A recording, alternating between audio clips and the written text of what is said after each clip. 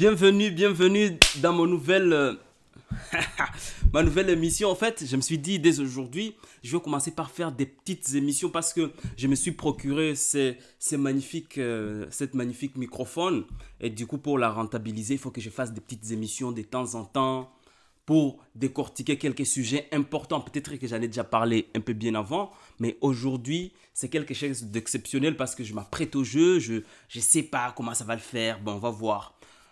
Pour cette petite émission, je ne vais même pas faire de montage, je balancerai comme ça la vidéo en espérant que ça va vous plaire très bien. Je ne sais pas si vous me voyez très bien, je l'espère très bien aussi. En fait, aujourd'hui, on va parler d'un sujet très important qui veut dire qui suis-je? En fait, comment est-ce que tu te connais toi-même? Comment est-ce que tu veux savoir qui tu es? Parce que bien souvent, il est très simple pour nous de juger les gens, de savoir ce que les gens sont, parce qu'on sait lui il est comme ça, lui il est comme ça, mais est-ce que réellement on se connaît soi-même? C'est ça ce que je vais vous demander. Et comment est-ce qu'on se connaît réellement? Quand moi je dis est-ce qu'on se connaît soi-même, je ne parle pas de toi maintenant, mais je parle de ce que tu veux devenir. Parce que nous tous, on aspire à devenir quelqu'un. Là, je parle aux jeunes. Nous tous, on aspire à devenir quelqu'un. On a un modèle, on a un exemple, mais on ne peut pas ressembler à quelqu'un réellement. Et pour savoir ce qu'on va devenir, on peut avoir un modèle, mais pour ne pas briser vos rêves, vous ne les ressemblerez pas, vous resterez vous-même. Peut-être que vous ferez mieux que cette personne. Donc, même si on se repère par rapport à d'autres personnes, il faut savoir qu'est-ce qu'on aspire, qu'est-ce qu'on veut devenir, ainsi de suite. Et donc, il y a 4 questions à se poser. Il y a 4 questions à se poser pour savoir qui on veut devenir. La première question est de savoir qu'est-ce que moi je fais aujourd'hui si je savais que je ne pourrais pas échouer. Donc, je suis quasiment sûr de toutes les choses que je vais faire. Je sais que je vais réussir. Mais qu'est-ce que je peux faire? Parce que bien souvent, on a envie de faire des choses, mais parce qu'on a peur, on se dit putain, je vais échouer. Non, mais là tu te dis, je ne vais pas échouer, je peux faire ça. Parce que peut-être qu'aujourd'hui, tu as envie de devenir pilote, tu as envie de devenir astronaute, mais tu te limites, tu te dis, bon, je ne peux pas être astronaute parce que je n'ai pas le moyen, mes parents n'ont pas le moyen. Mais maintenant, la question qu'il faut que tu te poses pour savoir qui tu es réellement, si tu penses que tu ne pouvais pas échouer, qu'est-ce que tu pourrais faire aujourd'hui? Qu'est-ce que tu ferais aujourd'hui? Deuxième chose à se poser, quelles sont tes valeurs? Quelles sont tes valeurs? Quels sont tes principes? Chaque personne a ses valeurs, chaque personne a ses principes. Et les valeurs et les principes, ce sont les choses qu'on ne peut pas déroger, même si on nous corrompt. Ce sont les choses qui nous tiennent à cœur, ce sont les choses qu'on fait avec conviction. Vraiment, ce sont des choses je peux dire, qui sont innées et qu'on construit au fil du temps, qu'on apprend. C'est ça. Et ces choses-là, ce sont celles qui forment de toi un homme de valeur. Par exemple, moi, mon principe, mes premiers principes et mes premières valeurs sont celles que je me suis construit parce qu'elles m'ont été inculquées par mon père. Par exemple, mes premiers principes, mes premières valeurs, je ne peux pas marcher avec quelqu'un qui n'est pas propre. Ça, je ne sais pas. Deuxième principe pour moi, je ne peux pas passer mon temps à ne rien faire. Toujours, j'ai envie de faire quelque chose de nouveau. Toujours, j'ai envie de faire quelque chose de nouveau. Ça, c'est parmi mes principes. Et donc, selon chaque domaine, selon chaque catégorie, selon chaque relation, on a des principes et des valeurs sur lesquels on ne peut pas déroger. Troisième question qu'on doit se poser, qu'est-ce qui te rend vraiment heureux? Bon, là, il faut aller au plus profond de toi-même pour savoir ce qui te rend heureux. Avec le temps, la question du bonheur évolue. Parce qu'on atteint un objectif, le lendemain on crée un autre objectif, parce que l'objectif on ne l'atteint jamais, parce qu'on se fixe tous les jours de nouveaux objectifs, et quand tu as atteint un objectif et que tu t'assois, tu restes mou, c'est comme si tu meurs parce que la vie elle manque de sens quoi. Donc qu'est-ce qui te rend heureux aujourd'hui? Peut-être si aujourd'hui ce qui te rend heureux c'est ta copine, tant mieux, et tu l'as déjà, tu vis bien avec elle. Maintenant, qu'est-ce qui te rend encore plus heureux? Peut-être c'est avoir un enfant. Qu'est-ce qui te rend encore plus heureux? C'est subvenir aux besoins de tes enfants, tu vois. Aujourd'hui, il faut te poser des questions. Mais si on parle de professionnellement, si on parle professionnellement, si on parle en tant qu'entrepreneur, qu'est-ce qui te rend heureux? Qu'est-ce que tu aimerais faire en tant qu'entrepreneur aujourd'hui? Aujourd'hui, si tu te réveilles le matin, même si tu n'es pas payé, qu'est-ce que tu es prêt à faire gratuitement juste pour le plaisir? Mais après, comme dans la vie, rien n'est gratuit, ce n'est pas les plaisirs qui payent le loyer. Du coup, grâce à ton plaisir, tu peux créer un business dedans. Tu comprends ce que je veux dire? Et la dernière question, c'est de savoir comment est-ce que tu vivras ta vie. Donc, ça, quand tu veux savoir qui tu es, ça t'aide à te fixer des objectifs pour savoir quels sont les objectifs que moi-même je me fixe par rapport à la vision de la vie que j'ai. Moi, je me fixe mes objectifs par rapport à ce que j'aime, à ce que je veux. Je sais les gens qui doivent m'entourer, je sais ce que je veux, je sais ce que je veux faire. Mais pour me fixer ces objectifs-là, pour savoir ce que j'aime, ce que je fais, ce que je vais faire dans 5 ans, ce que je vais faire dans un an, il faut que je sache d'abord qui je suis. Et c'est pour cela que j'ai posé cette question. Mais comment est-ce que par exemple, pas par exemple, comment tu sais qui tu vas devenir? Pour être sûr de qui tu es et de qui tu vas devenir dans le moyen ou le long terme, il y a 3 questions que tu dois encore te poser parce que c'est très important. On ne rigole pas aujourd'hui avec l'avenir. Je vois beaucoup de jeunes aller en boîte, c'est jouer les grands maîtres à passer leur temps alors que la vie n'attend pas. Aujourd'hui, quand tu dépasses les 15 ans, tu vois que le temps passe très très vite. Tu vois, il suffit que tu fasses 2 trucs. 2019 a commencé là, on est presque à la fin de l'année. Il te reste que 3 mois. Octobre, novembre, décembre. Est-ce qu'aujourd'hui, tu peux me dire si tu as réalisé tes objectifs? Est-ce que tu as réalisé tes objectifs que tu t'es fixé le 1er janvier? Parce que le 1er janvier, le 31 décembre de l'année passée, toujours, nous tous, on se donne des objectifs. On se dit, moi, 2019, je vais arrêter de fumer, je vais arrêter de boire de l'alcool, je vais arrêter d'aller en boîte, je vais me concentrer sur mes études, je vais me concentrer sur mon permis, je vais me concentrer, je ne sais pas, sur telle chose. Mais est-ce que tu as réalisé cette chose? Il te reste 3 mois. 3 mois, c'est beaucoup. Si tu te concentres chaque jour à 24 heures. Et c'est comme ça pour tout le monde. Et qu'est-ce qui te différencie, toi, avec d'autres personnes qui ont passé leurs 24 heures à travailler? Eux, ils ont avancé sur 9 mois, ils ont réalisé leur objectif, peut-être ils ont dépassé. Et toi, tu es toujours là, au même stade.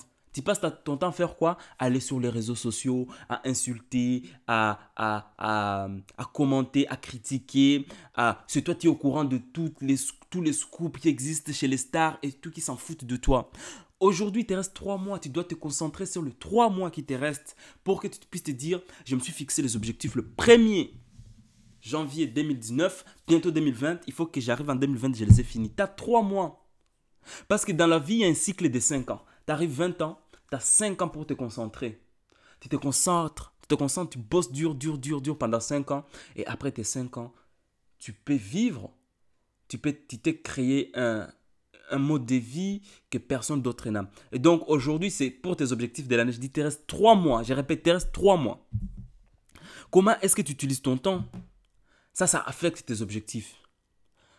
Qui sont les gens qui t'entourent? Tes amis sont là pour te raconter de leurs chagrins d'amour. Tout le temps quand vous vous croisez, mon copain m'a fait ça, ma copine m'a fait ça.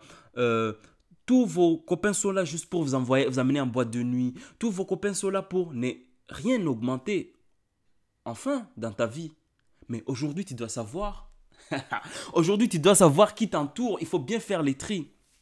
Si c'est ton cousin, si c'est ton neveu, si c'est ton ami d'enfance qui te tire vers le bas, tu essaies d'avancer, mais il est là pour t'amener dans des trucs négatifs. Il faut pas. Je te demande pas de les délaisser. Je te demande pas de disparaître et tout. Non. Je demande juste de passer le moins de temps possible avec eux. Tu peux être cool, tu peux discuter avec eux, tu peux passer une seule journée, mais ne perds pas ta putain de vie à passer je sais pas, toute ta matinée, tous les jours avec eux parce que tu vas pas avancer. Et surtout quand tu traînes avec des losers, t'as pas un esprit compétitif, c'est-à-dire tu traînes avec des losers, tu te vois, tu es superbe et tu crois que c'est ça la vie, alors qu'il faut traîner avec des grands hommes, avec des grandes convictions pour que tu puisses comprendre que en fait, moi aussi, il faut que je m'élève à leur niveau. Et c'est comme ça. C'est pour cela, moi, la majorité de mes amis, ils sont plus âgés que moi. 1, ils m'aident pour la sagesse. De 2, ils sont plus friqués que moi. Donc, je me dis, il faut que je fasse des bonnes choses. 3, ils sont plus intelligents que moi. Donc, je me dis, il faut que je continue à lire pour apprendre des choses. Et 5, ils font des choses. Ils voyagent beaucoup. Moi, pour l'instant, je n'ai pas commencé à beaucoup voyager, mais ça va arriver parce qu'ils m'inspirent. Ce sont mes amis parce qu'ils ont une vie heureuse, je ne demande rien, on s'entend très bien, on discute des bonnes choses, je leur apporte aussi certaines choses, mais on sait qu'entre nous, on partage des intérêts communs. Si j'ai besoin d'un client, il me passe un client. Si ils ont besoin d'un conseil, je leur montre comment on fait, des choses comme ça, c'est réciproque. Et dernière chose et la plus importante, quelles sont les décisions radicales que tu prends aujourd'hui pour changer? En fait, toutes tes décisions, tes résolutions de merde que tu as prises en début d'année ou fin d'année, ça ne sert à rien. Tes décisions radicales, ce sont celles que tu prends instantanément. Tu te dis, aujourd'hui, je change, je vais faire telle chose, je vais faire telle chose. Mais les décisions radicales, ça ne s'attend pas, tu ne dis pas, non, j'attends le 1er janvier pour commencer à bien manger pour que je puisse maigrir. Non, j'attends le 1er janvier. Tu vas trop attendre parce on perd beaucoup de temps. Moi, je me rappelle, j'avais 20 ans et mon objectif, c'était qu'à 25 ans, je puisse être quelqu'un...